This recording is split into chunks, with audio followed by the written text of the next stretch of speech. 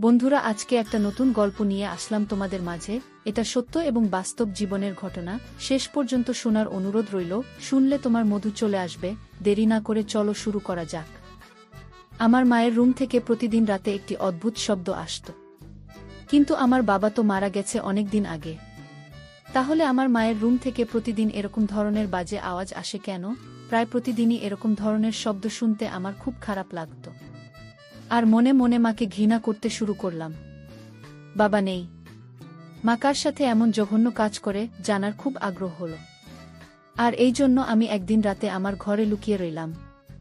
তারপর আমি যা দেখতে পেলাম তাতে বন্ধুরা আমার মাথায় যেন আকাশ ভেঙে পড়ল। বন্ধুরা, গল্পটি অনেক ইন্টারেস্টিং। আশা করি শুনলে তোমরা অনেক মজা পাবে। তাহলে চলুন বন্ধুরা, গল্পটি শুরু করি। গল্পটি শুরু করার আগে বন্ধুরা, তোমাদের নিকট আমার ছোট্ট একটি অনুরোধ। দয়া করে তোমরা আমার চ্যানেলটি সাবস্ক্রাইব করে আমাকে সাপোর্ট করবে।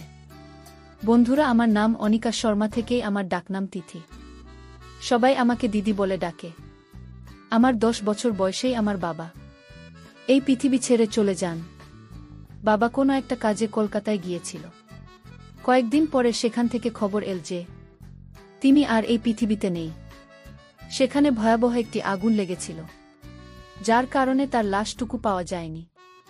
আমাদের জন্য এই খবরটা মাথায় আকাশ ভেঙে পড়ার মতো ছিল সবার মতো আমিও।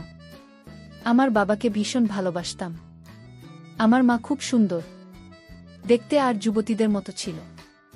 বাবা মারা যাওয়ার পর দ্বিতীয় বিয়ের জন্য অনেক সম্বন্ধ এসেছিল, কিন্তু তবুও তিনি দ্বিতীয় বিয়ের জন্য না করে দিয়েছিলেন। এই ব্যাপারটা আমাদের পরিবারের সবাই একটু অবাক হয়েছিল, কারণ আমার মা তো বাবাকে ভালোবাসত না, উল্টে তার সাথে সারাক্ষণ ঝগড়া করত। বাবার কোনো ভালো চাকরি ছিল না, আর আমার মা একটা ধনী পরিবারের মেয়ে। দাদু আমাদের সংসারের পুরো খরচ চালাতেন, আর সারাক্ষণ আমার বাবার উপর চেঁচাতেন। আমার মা ও দাদুর সাথে মিলে বাবার উপর চেঁচাতেন। এসবের কারণে আমার বাবা ভীষণ কষ্টের মধ্যে থাকতেন। আমি প্রায়ই আমার বাবাকে লুকিয়ে লুকিয়ে কাঁদতে দেখতাম, আর সব সময় খুব টেনশনে থাকতে দেখতাম। কখনো কখনো বাবা আমায় বলতো, আমি তোকে ভীষণ ভালোবাসি, উত্তর কারণেই ঘর সংসার ছেড়ে কোথাও যেতে পারছি না। আমি বাবাকে বলতাম, এই পৃথিবীর সবথেকে ভালো বাবা তুমি। আর একজন মেয়ের জন্য বাবাই তার কাছে সবকিছু।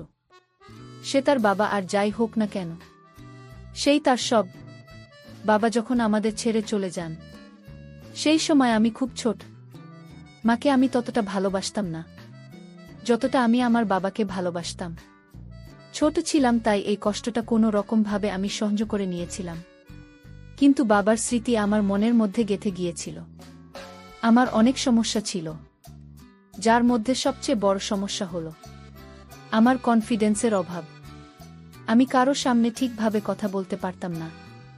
বাবার এই অবস্থা দেখে আমি সব সময় হেজিটেশনে থাকতাম, কারো সাথে ঠিকভাবে মিশতে পারতাম না। আমি খুব কষ্ট করে স্কুলে পড়াশোনা করতাম। এখন আমি বিয়ে করছি, আমাকে প্রায় বাইরে যেতে হতো, মানুষের সাথে মিশতে হতো, তাদের সাথে কথা বলতে হতো। কিন্তু আমি তাদের সামনে এত নার্ভাস হয়ে যেতাম যে আমার হাত পা কাঁপতে থাকত। এতে সকলে অবাক হয়ে ভাবতাম যে একই রকম মেয়ে, যে ঠিকমতো কথা পর্যন্ত বলতে পারে না। সব সময় আমার মনে হতো যে আমি এই পৃথিবীতে একা, আমার কেউ নেই। কিন্তু আমার মায়ের জীবন বাবার মৃত্যুতে কোনো রকম প্রভাব পড়েনি। মা সবসময় সেজেগুজে থাকত, নিজের যত্ন নিত, মাঝে মধ্যেই বাইরে ঘুরতেও যেত। আমি এই সমাজ আর আমার মায়ের থেকে সব সময় দূরে থাকতে চাইতাম। সেই কারণে আমি বাড়িতে অতিথিদের জন্য যে ঘরটা বানানো হয়েছিল, সেই ঘরে সারাদিন চুপচাপ পড়ে থাকতাম। রাতেও আমি সেই ঘরে ঘুমাতাম। ঘরটা ছিল আমাদের মূল ঘর থেকে একটু দূরে, যা একেবারে নীরব ছিল। সেই ঘরের ছাদটা খারাপ হয়ে গিয়েছিল, যে কারণে বর্ষার সময় ঘরের ছাদ দিয়ে জল পড়ত। তাই একদিন আমার মা বলল যে আমি যেন ঘর ছেড়ে বাড়ির ভিতরে চলে আসি, কারণ বাড়িতে অনেক ঘর ফাঁকা আছে। তাই আমার বাইরে থাকার কোনো দরকার নেই। আমি ভিতরে আসতে চাইছিলাম না, কিন্তু বৃষ্টি হলে ঘরে জল পড়ে, এই একটা সমস্যার কারণে আমাকে ভিতরে আসতে হলো। আমার ঘরের সামনে যে ঘরটা, সেটাতে আমার মা থাকত। আমার ঘর থেকে মায়ের ঘরের জানালা পরিষ্কারভাবে দেখা যায়। ছোটবেলায় আমিও বাবা মায়ের সাথে ঘরে থাকতাম, কিন্তু বাবা মারা যাওয়ার পরে এই ঘরে আসলে তার কথা মনে পড়ত। সেই কারণে আমি ঘর ছেড়ে বাইরের ঘরে থাকতাম। বাবার মৃত্যুর পরে আমি পুরো ডিপ্রেশনে ছিলাম। সেই কারণে আমি ডাক্তারের কাছে চেক আপ করাতে যেতাম। ডক্টর আমাকে এটাই বলতো যে তুমি তোমার বাবার মৃত্যুতে হৃদয়ের গভীর আঘাত পেয়েছ, যা তোমার ভিতরে আতঙ্ক তৈরি করে এবং এর ফলে তোমার অবস্থা আরও খারাপ হয়ে যেতে পারে। এই কারণে তোমার শরীর খারাপ হচ্ছে, কিন্তু তোমাকে নিজের উপর নিয়ন্ত্রণ আনতে হবে, কেননা সে তো এই পৃথিবীতে নেই। তোমাকে মানুষের সাথে মিশতে হবে, কথা বলতে হবে, কিন্তু তুমি যদি নিজের উপর কন্ট্রোল না রাখতে পারো, তবে তুমি মানুষের সাথে মিশবে কিভাবে? আর তুমি কি বা হবে কিভাবে? আমি নিজেই নিজেকে নিয়ে ভীষণ চিন্তায় থাকতাম। আমার বয়স এখন 20 বছর। আইন অনুযায়ী 18 বছর বয়সে আমি সাবালিকা হয়ে গেছি, কিন্তু আমি নিজের কাজ নিজে করতে পারতাম না। তবে এখন আমাকে নিজের কাজ নিজেই করতে হবে। নিজের ভালো মন্দের চিন্তা নিজেকেই করতে হবে। এমনিতেও মায়ের উপর আমি খুব একটা ভরসা করি না। বাড়ির ভিতরে আসার পর থেকে আমি একটা অদ্ভুত ব্যাপার লক্ষ্য করেছি যে প্রতিদিন আমার মনে হয় মায়ের ঘরে কেউ একজন আসে। প্রথম রাতে ভেবেছিলাম এটা আমার মনের ভুল, কারণ এই সময় মায়ের ঘরে কে থাকবে, তাই আমি এই ব্যাপারটার দিকে তেমন একটা গুরুত্ব দিলাম না। কিন্তু দ্বিতীয় রাতেও আমি নিজের কানে কোনো পুরুষের গলার আওয়াজ শুনতে পেলাম। যখন আমার ঘর থেকে বেরিয়ে মায়ের ঘরের কাছে গিয়ে দেখলাম তার ঘরে আলো জ্বলছে। এর মানে হলো আমার মা জেগে আছে। এরপরে আমি মায়ের ঘরের দরজায় টোকা দিলাম। কিছুক্ষণ পরেই মা এমনভাবে বাইরে বেরিয়ে এল যেন মনে হচ্ছে তিনি সবেমাত্র ঘুম থেকে উঠে এসেছে, অথচ তার মুখের দিকে ভালো করে লক্ষ্য করে দেখেন মনে হলো না যে তিনি ঘুমাচ্ছিলেন। আমি বললাম, তুমি যে ছিলে? মা বলল যে তুই এটা জিজ্ঞেস করার জন্য আমাকে ঘুম থেকে উঠে আলি, আমার ঘুমটা নষ্ট করলি, এটা তোমার ঠিক হয় নাই। আমি বললাম, মা আমার ঘুম আসছিল না, তাই জেগেছিলাম। তোমার ঘর থেকে একটা আওয়াজ শুনতে পেয়েছিলাম, তাই তো তোমাকে ডাকলাম। আমার কথা শুনে আমার মা বলল, তুই পাগল হয়ে যাসনি তো, কি সব ফালতু কথা বলছিস? আমি বললাম, তাহলে হয়তো তুমি ঘুমানোর সময় টিভিটা অফ করতে ভুলে গিয়েছিলেন, তাই আমি হয়তো তারই আওয়াজ শুনেছি। আর তুমি ঘুম থেকে উঠে এক্ষুনি টিভি বন্ধ করে বাইরে এলে আমার কথা শুনে আমার মা রেগে গেলেন। এদিকে মুখ ফসকে যা বলে ফেলেছি তাতে আমি লজ্জায় পড়ে গেলাম। মায়ের রাগ করা স্বাভাবিক, কারণ তার সঙ্গে আমার এভাবে কথা বলা উচিত হয়নি। যাই হোক, আমি মায়ের কাছে ক্ষমা চেয়ে নিলাম আর বললাম আর এরকম হবে না। সকালে মা কাজের জন্য বেরিয়ে গেল। তারপর সুযোগ বুঝে আমি মায়ের ঘরে গেলাম মায়ের সাথে রাতের বেলা। এইভাবে কথা বলা আমার উচিত হয়নি, তাই মনে মনে ভাবলাম আমি যদি মায়ের ঘরটা সুন্দর করে পরিষ্কার করি তাহলে মা খুশি হয়ে যাবে। এভাবে মায়ের ঘর পরিষ্কার করতে শুরু করলাম। প্রতিদিন যেভাবে ঘর পরিষ্কার করা হয় আমি সেভাবে মায়ের ঘর পরিষ্কার না করে ঘরটাকে খুব সুন্দর করে পরিষ্কার করতে চেয়েছিলাম। আমি সবেমাত্র ঘর পরিষ্কার করা শুরু করেছি, এমন সময় আমার হাতে এমন একটা জিনিস পেলাম যে তার সাথে মেয়েদের কোনো সম্পর্কই নেই। এটা শুধুমাত্র ছেলেরাই ব্যবহার করে। সত্যি বলতে কি, এটা বিবাহিত ছেলেরা ব্যবহার করে, আর তা আমার মায়ের ঘরে, তাও তার বিছানার তোশকের নিচে। আমি খুব অবাক হয়ে গিয়েছিলাম, কিন্তু আমি এ ব্যাপারে আমার মাকে জিজ্ঞেসও করতে পারবো না, কারণ জিনিসটা দেখে আমার লজ্জা লাগছিল। কিন্তু এই জিনিসটা মায়ের ঘরে কিভাবে এলো আমি খুব চিন্তা করতাম। হঠাৎ আমি বাড়ির বাইরের দরজায় যেন আওয়াজ পেলাম। আমি ভাবলাম হয়তো মা এসে পড়েছে, তাই ঘর পরিষ্কার না করে আমি তাড়াতাড়ি করে আমার ঘরে চলে এলাম। এরপরে আমি ঘর পরিষ্কার করার ব্যাপারটা আমার মাথা থেকে বের করে দিলাম। কয়েকদিন পরে আমি আমার মায়ের একটা সত্যি জানতে পারলাম। সেটা হলো আমার মায়ের ঘরে টিভি তো আছে, কিন্তু সেটা খারাপ চলত না। এই খবরটা আমাকে আমাদের বাড়ির চাকরানির বলেছিল। সে সপ্তাহে মাত্র একদিন করে কাজে আসত। সে আমাকে বলল যে এই টিভিটা তো অনেক দিন ধরে খারাপ হয়ে পড়ে আছে, তোমার মা টিভির মেকানিককে ডেকে দেখিয়েছিলেন, কিন্তু সে বলেছে যে এই টিভি ঠিক করতে অনেক টাকা খরচ হবে, তাই তোমার মা আর টিভিটা ঠিক করেননি। তিনি তো আমায় বলেছিলেন যে তুমি টিভিটা নিয়ে যাও, যদি ঠিক করতে পারো তাহলে তোমার বাচ্চারা দেখতে পারবে। আমি তাকে বলেছিলাম যে আমার বরকে বলব টিভিটা নিয়ে যেতে। আমি আমার বরকে কয়েকবার বলেছিলাম টিভিটা নিয়ে যেতে, কিন্তু আমার বর টিভিটা নিতে এলি না। সে একেবারে কুকুরের বাচ্চা মতো, কোনো কাজ করতে চাই না। চাকরানি তো তার নিজের সংসারের সমস্যা নিয়ে বিভিন্ন কথা বলতে শুরু করে দিল, কিন্তু আমার ধ্যান অন্য জায়গায় পড়েছিল। যদি টিভি খারাপই হয়, তাহলে তো আমার মা কি সেই রাতে টিভি চালায়নি? তাহলে মায়ের ঘর থেকে কিভাবে পুরুষ মানুষের গলার আওয়াজ আসছিল? তাহলে কি মা আমাকে মিথ্যে বলেছিল? আমি তো ছোটবেলা থেকেই বাড়িতে আছি, যদি অনেকগুলো বছর বাইরের ঘরে কাটিয়েছি, কিন্তু এ ব্যাপারে কিছুই টের পাইনি। যখন আমি ভিতরের বাড়িতে এলাম, তখন এই সমস্ত জিনিস আমি জানতে পারলাম। আগে আমি বাইরে যে ঘরটায় থাকতাম, সেটা বেশ ছোট ছিল। সেখানে বাথরুমটা বাড়ির বাইরে, অনেকটা পিছনের দিকে। শীতকালে আমাকে বাথরুম করতে বাড়ির বাইরে যেতে হতো। যদিও বাড়ির ভিতরে এটা বাথরুম ছিল, কিন্তু মা কখনো আমাকে ভেতরের বাথরুম ব্যবহার করতে বলেনি। মা কখনো আমাকে বলেনি যে এই শীতের রাতে বাথরুমের জন্য তোর বাড়ির বাইরে যাওয়া ঠিক না, সর্দি কাশি লেগে যেতে পারে বা অন্য কিছু হয়ে যেতে পারে। যদিও আমি তার একমাত্র মেয়ে, এখন তো বাইরের ঘরটা ভেঙে পড়েছে, তাই বাধ্য হয়ে মা আমাকে ভিতরে ডেকেছে। এই বাড়িটা আমার দাদুর ছিল।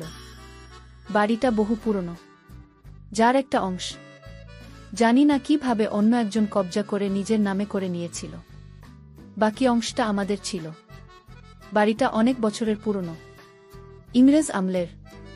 নতুন কেউ বাড়িটা দেখলে হতবাক হয়ে তাকিয়ে থাকত আর বলতো, আমাদের একবার ভিতরে যেতে দাও, আমরা ঘরের ভিতরটা দেখতে চাই। কিন্তু আমি যেহেতু ছোটবেলা থেকেই বাড়িটা দেখছি, তাই আমার এই বাড়ির প্রতি খুব একটা মোহ নেই। আমার দাদু এই পৃথিবী থেকে অনেক আগেই চলে গিয়েছিল, কিন্তু তিনি ভালোই সম্পদ রেখে গিয়েছিলেন, যা দিয়ে আমাদের সংসারের খরচ খুব ভালোভাবে চলে যেত। মা বাড়িতে চাকরানি রেখেছিলেন। একদিন আমার মা আমাকে বলল যে তুই একটা অলস মেয়ে, সারাদিন শুয়ে বসে দিন পার করছিস, এখন এখানে এসে আমার চুলের রং লাগিয়ে দেয়। আমি মাঝে মাঝে অবাক হয়ে এটাই ভাবতাম যে এই বয়সে আমার মা সেজেগুজে কাকে দেখতে চায়। এত বছর ধরে বিধবা থাকার পরেও আমার মা সবসময় সেজে গুজে থাকতেন। তার এই বাহারি সাজ দেখে তাকে আমার একদম ভাল লাগত না। তিনি এমনভাবে সেজে থাকতেন যেন তিনি সদবা। একবার তো পুজোতে মাকে হাতের মেহেন্দিও করতে দেখেছি, কিন্তু কোনো বুধবার তো ইচ্ছাই করার কথা না এসব করার। আর যখন তার স্বামী বেঁচে নেই, তখন মেহেন্দি পরে তিনি কাকে দেখাবেন? আমার মা সেই সমস্ত কিছুই করতেন যা কিনা একজন সদবা মহিলা করেন। নিজের খুব যত্ন নিত। আর একবার যখন মায়ের চুল সাদা হতে লাগল, তখন তো তিনি চুলে কালারও করলেন, সাথে মেহেন্দি ও লাগালেন, ভালো গা রঙের শাড়ি পরতেন, নিজের হাত পায়ের নখে নেলপালিশ লাগাতেন। আমি একটা অবিবাহিত মেয়ে হয়েও নিজেকে এত খেয়াল রাখতাম না যতটা আমার মা নিজের খেয়াল রাখতেন। আমি শুনেছিলাম আমার মা আর বাবা প্রেম করে বিয়ে করেছিলেন, তাই তো ভালোবাসার টানে বড় লোকের মেয়ে আমার মা আমার গরিব বাবাকে বিয়ে করেছিলেন। না হলে দাদু এইসব বন্ধ কোনোদিনও মেনে নিতেন না।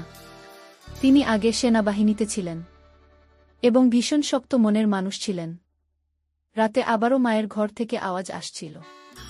আমি কান লাগিয়ে শোনার চেষ্টা করলাম, এটা কিসের আওয়াজ? কিছুক্ষণ শোনার পরে আমার যেন মনে হল কোনো পুরুষ মানুষ কথা বলছে, আর আমার মা তার কথা শুনে হাসছিল আর লজ্জা পাচ্ছিল।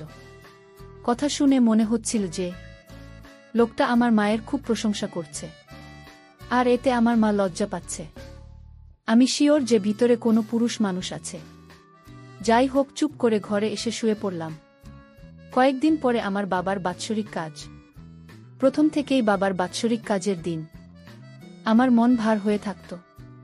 মনে হতো যেন আজকে উনি আমাদের ছেড়ে এই দুনিয়া থেকে চলে গেছেন।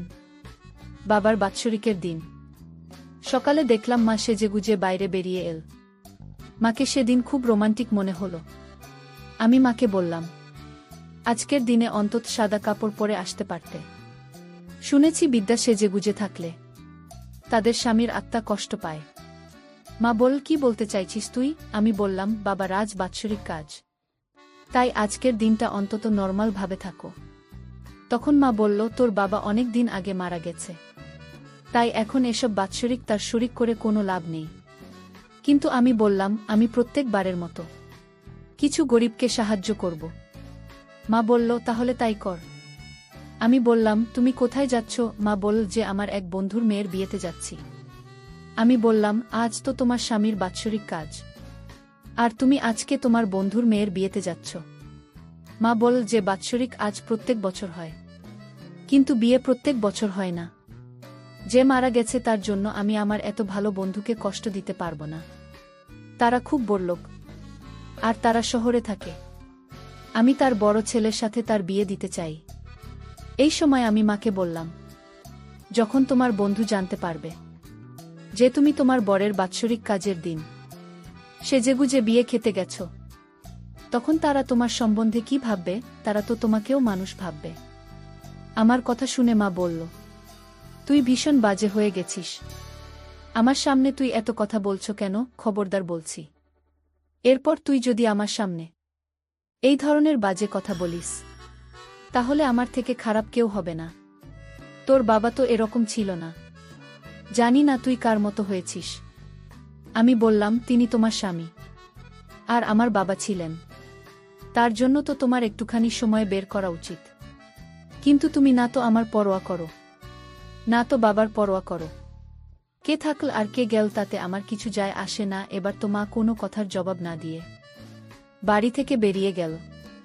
কিন্তু ওই রাতে আমি কিছু এমন দেখলাম যা দেখে আমার পায়ের তলা থেকে মাটি সরে গেল। রাত্রে আমার ঘুম আসছিল না বলে আমি জেগেছিলাম। এই দিনটিতে এমনিতেও আমার ঘুম আসতো না। আজকের দিনটা আমার জীবনের সবথেকে বাজে দিন। আমি যেন মায়ের ঘরের জানলা দিয়ে কোনো একটা লোকের ছায়া দেখতে পেলাম। আমি পুরোপুরি শিওর হয়ে গেলাম যে আমার মায়ের ঘরে কোনো লোক আছে। আমি তাড়াতাড়ি উঠে এক মুহূর্ত নষ্ট না করে তার ঘরের সামনে গিয়ে দরজায় টোকা মারতে লাগলাম। মোটামুটি 34 মিনিট পরে আমার মা দরজা খুল। আমি শিওর ছিলাম এই ঘরে যে ছিল সে বাইরে বেরোতে পারেনি, ঘরেই আছে। আমি তাড়াতাড়ি করে ঘরের ভিতরে গেলাম, কিন্তু ভেতরে গিয়ে যা দেখলাম তাতে আমার পায়ের তলা থেকে যেন মাটি সরে যাচ্ছিল, কারণ ঘরের ভিতরে কেউ নেই। আমি ঘরের চারিদিকে দেখলাম, কিন্তু কেউ সেখানে নেই। তাহলে যে লোকটাকে আমি ঘরের ভিতরে দেখলাম সে গেল কোথায়? তাই কথা ঘোরানোর জন্য আমার মাকে বললাম, বাথরুমে যেতে হবে, কিন্তু বাইরের নল দিয়ে জল পড়ছে না, তাই তোমার বাথরুমে যাওয়ার জন্য এসেছি। এরপরে আমি বাথরুমে ঢুকে সেখানেও কাউকে দেখতে পেলাম না। আমি অবাক হয়ে ভাবছি, লোকটার ছায়া দেখলাম আর আওয়াজ শুনলাম, অথচ ঘরের মধ্যে সে কোথাও নেই, যেন হাওয়ায় মিলিয়ে গেছে। কিন্তু আমি এ ব্যাপারে আমার মায়ের সাথে কোনো কথা বললাম না, কারণ আমার কাছে কোনো প্রমাণ নেই। আমি এমনি এমনি বলছিলাম যে আমার বাথরুমের কল খারাপ হয়ে গেছে, তাই আমি এখানে এসেছি। কিছুক্ষণ পরে বাথরুম থেকে বেরিয়ে আমি আবার আমার ঘরে ফিরে এলাম। কিছুক্ষণ পরে আবারও আমার মায়ের ঘর থেকে হালকা হালকা আওয়াজ আসতে লাগল। আমি মনে মনে ভাবছি, হয়তো আমার মা পাগল হয়ে গিয়েছে, অথবা আমার মায়ের ঘরে কেউ না কেউ তো নিশ্চয়ই আছে যার সাথে আমার মা কথা বলছে। কোনো একটা ব্যাপার তো নিশ্চয়ই আছে, আর তা না হলে ওই ঘরের মধ্যে কোনো ভূতপ্রেত আছে যে আমাকে দেখলে অদৃশ্য হয়ে যায়। কেননা কোনো মানুষের পক্ষে এত তাড়াতাড়ি ঘর থেকে বেরিয়ে যাওয়া সম্ভব না, আর বেরোবেই বা কোথা দিয়ে? ঘরের দরজা দিয়ে যেতে পারবে না, কারণ আমি দরজা দিয়ে ঢুকেছি। আর জানলা দিয়েও যেতে পারবে না, কারণ জানলা ছিল খুবই ছোট। এসব চিন্তা করতে করতে আমার মাথায় প্রচুর যন্ত্রণা হতে শুরু করল, আর আমি এসব কথা কাউকে বলতে পারছিলাম না। এতদিন আমি চিন্তায় ছিলাম এটা ভেবে যে কেন আমার মা এতদিন বিয়ে করেননি, আর বিয়ে না করেও তিনি সবসময় এত খুশি থাকেন। কি করে? আমি এতদিন ভাবতাম আমার মা বুঝি এখনও বাবাকে খুব ভালোবাসেন, সেজন্য আমার মা অন্য কোনো পুরুষকে বিয়ে করেনি। কিন্তু এখন তো বুঝতে পারছি যে নিশ্চয়ই আমার মায়ের অন্য কোনো ব্যাপার আছে। তার জীবনেও হয়তো কেউ আছে, আর সে হয়তো আমার মায়ের সাথে খুব বাজে কাজ করে। না হলে সে রাতের বেলা ঘরের মধ্যে কি করে? আমার প্রমাণ দরকার। কেননা আমি আমার মাকে বোঝাতে চাই যে আমি এখন আর বাচ্চা নই, আমি সমস্ত কিছু বুঝতে পারি। আর যার বিবাহযোগ্য মেয়ে আছে তার এসব মানায় না। যদি এমনটা সত্যি হয় তাহলে আমি আর এখানে থাকতাম না, এখান থেকে অন্য কোথাও চলে যেতাম। কেননা আমি এভাবে এখানে থাকতে পারবো না। এসব চিন্তাতেই রাতে আমার ঘুম আসতো না। মায়ের ঘরের রহস্য জানার জন্য আমাকে একটা প্ল্যান বানাতে হবে। আমি মায়ের ঘরে যেতে পারতাম না, তাই আমাকে বুদ্ধি খাটিয়ে এমন একটা প্ল্যান বানাতে হবে যাতে ভুলের কোনো সম্ভাবনা না থাকে। শেষ পর্যন্ত আমার মাথায় এমন একটা প্ল্যান এসে গেল যে তাতে ভুল হওয়ার কোনো সম্ভাবনা নেই। কিন্তু যদি আমি ধরা পড়ে যাই, আর আমি যেটা ভাবছি সেটা যদি না হয়, তবে আমি আমার মায়ের চোখে চিরদিনের জন্য ছোট হয়ে যাব। কিন্তু অন্ততপক্ষে আমি সত্যিটা তো জানতে পারব। আর এমনিতে আমি শিওর ছিলাম যে মায়ের চোখে আমি ছোট হব না, বরং তিনি আমার চোখে চিরদিনের জন্য ছোট হয়ে যাবেন। তাই আমি মনে মনে ভেবে নিয়েছি যে আমাকে কি করতে হবে। বিকেলবেলা আমি আমার মাকে বললাম যে আজ আমি আমার এক বন্ধুর বাড়িতে পড়তে যাব, আর আমি রাতে ওখানে থাকব। আমার মা বলল, ঠিক আছে, খুব ভালো কথা, মন দিয়ে পড়াশুনো করো। মনে হয় আমার মা খুব খুশি হয়েছিল যে আমি রাতে বাড়িতে থাকব না। যাই হোক, আমি বাড়ি থেকে বেরিয়ে গেলাম এবং কিছুক্ষণ পরে মাকে ফোন করে বললাম যে আমি আমার বন্ধুর বাড়িতে চলে এসেছি। যদিও আমি বাড়ি থেকে কোথাও না গিয়ে বাড়িতেই লুকিয়েছিলাম। আমার মা বলল, ঠিক আছে, সকালে ঘুম থেকে উঠে ধীরে সুস্থে বাড়িতে ফিরে আসিস, তাড়াহুড়োর দরকার নেই। কিন্তু আমি তো আমার বন্ধুর বাড়িতে যাইনি, আমি তো আমার মায়ের ঘরে লুকিয়ে আছি। আর এমন জায়গায় লুকিয়েছিলাম যে ঘরে মা কি করে সেটা আমি দেখতে পেলেও মা আমাকে দেখতে পাবে না। কিছুক্ষণ পরে মা ঘরে এসে সাজগোজ শুরু করল। এরপরে ঘরের মধ্যে এমন একটা ঘটনা ঘটল যেটা দেখে আমার পায়ের তলা থেকে মাটি সরে গেল। আমার মা অনেক কষ্টে মেঝেতে কার্পেট সরালো, কেননা কার্পেটটা খুব ভারী। কার্পেট সরানোর পরে তার নিচে যা দেখলাম সেটা দেখে আমার মাথা ঘুরতে লাগল। কার্পেটের নিচে একটা দরজা ছিল। আমার মা সে দরজা টেনে খুল, আর মা দরজা খোলার সাথে সাথে সেখান থেকে একটা লোক বেরিয়ে এল। আর লোকটা বেরিয়ে আসার সাথে সাথেই আমার মা তাকে খুব বাজে আচরণ করতে শুরু করল। এটা দেখে আমার নিঃশ্বাস বন্ধ হয়ে যাওয়ার মতো অবস্থা। আমার যেন মনে হলো যে আমি মাথা ঘুরে পড়ে যাব, কেননা ওই লোকটা আর কেউ না, সে আমার বাবা, যে কিনা অনেক বছর আগে মারা গিয়েছিল। তাহলে আমার বাবা এখনো জীবিত কিভাবে? আমি বাবাকে দেখে হতভম্ব হয়ে বাইরে বেরিয়ে এলাম। তারা দুজনে আমাকে দেখে অবাক হয়ে আমার দিকে তাকিয়ে রইল। আমি থাকতে না পেরে এগিয়ে গিয়ে বাবাকে ধরে খুব কান্নাকাটি করলাম। বাবা আমাকে কিছুক্ষণ আদর করে, তারপর জিজ্ঞেস করল, কেমন আছিস মা? আমি বললাম, বাবা তুমি বেঁচে থাকতেও মরা নাটক কেন করেছিলে? আমার বাবা বলল, সোনা মা আমার, আমরা খুব গরিব ছিলাম, আমাদের কাছে কিছুই ছিল না, কিন্তু আমার একটা জিনিস ছিল, আর সেটা হলো আমার জীবন বীমা, যেটা আমার বাবা বেঁচে থাকতে আমার নামে করেছিলেন। সেই জীবন বীমার টাকা পাওয়ার জন্য এই দুনিয়ার সামনে আমাকে মরে যেতে হয়েছিল। আমি মরে গেলে জীবন বীমা থেকে 1 কোটি পাওয়া যেত। আমার কাছে আর কোনো অপশন ছিল না। তোর দাদুর সব কিছু বিক্রি করে শেষ হয়ে গেছিল, আমরা অনেক অভাবে পড়ে গেছিলাম মা, আমাদের কাছে আর কিছুই ছিল না। তাই তোদের ভালোভাবে রাখার জন্য আমাকে এই নাটকটা করতে হয়। এরপর সকলের সাথে সাথে জীবন বীমা লোকেরাও বিশ্বাস করেছিল যে আমি মরে গিয়েছি, তাই তারা তোমাকে 1 কোটি দিয়ে দেয়, আর আমরা কোনো কাজ না করে সুখের সাথে জীবন উপভোগ করতে থাকলাম। আমি তোর মায়ের কাছে থাকতাম সব সময়। আমাকে কোনো কাজও করতে হয় না।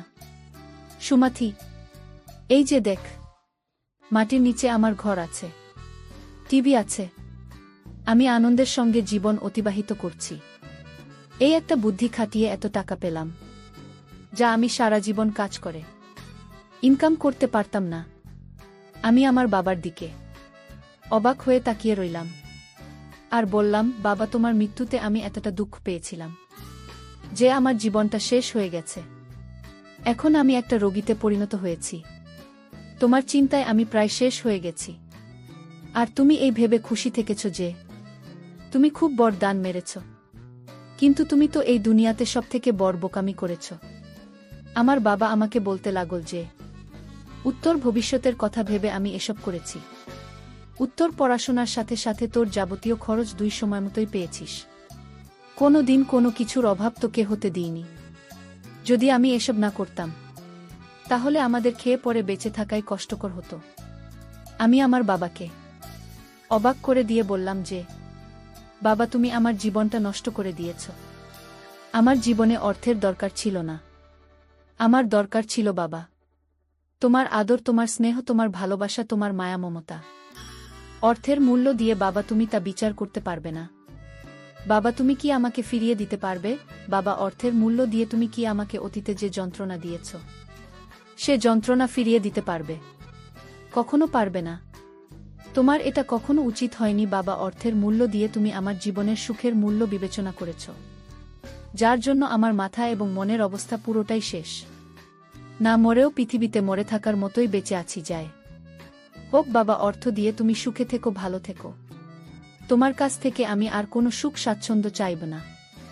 বন্ধুরা, পরিশেষে আমি বলবো, আমাদের জীবনেও মাঝে মধ্যে এরকম ধরনের কিছু ঘটনা আসে যা কেউ কখনো কল্পনাও করতে পারে না। অনেক সময় অর্থের জন্য মানুষ জীবনের রূপ পাল্টিয়ে দেওয়া, পরিবার, আপনজন সবার কাছ থেকে বিসর্জন দিয়ে জীবনকে ভিন্ন উপায় নিয়ে যায়। তখন সে পরিবার পরিজনের চাইতে নিজের স্বার্থ থাকে বেশি প্রিয় মনে করে। কিন্তু এটা মোটেও উচিত না। আমাদের প্রত্যেকটি কাজ করার পূর্বে আমাদেরকে সবকিছু বিবেচনা করে ভাবা উচিত। বিশেষ করে পরিবার পরিজনদের কথা মাথায় রেখে প্রত্যেকটি কাজ, অর্থাৎ দুর্বিষহ কাজগুলো বিবেচনা করে করা উচিত। বন্ধুরা, আজকে এই পর্যন্তই। আমি লামিয়া আবারও আসব তোমাদের মধ্যে নতুন কোনো ভিডিও নিয়ে। ভিডিওটি যদি তোমাদের ভালো লাগে তাহলে একটি লাইক দাও।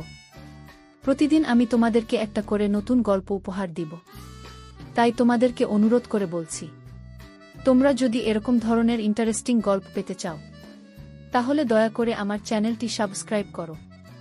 পরিশেষে তোমাদের সকলের সুস্বাস্থ্য কামনা করি। ভিডিওটি দেখার জন্য তোমাদের সকলকে অসংখ্য ধন্যবাদ।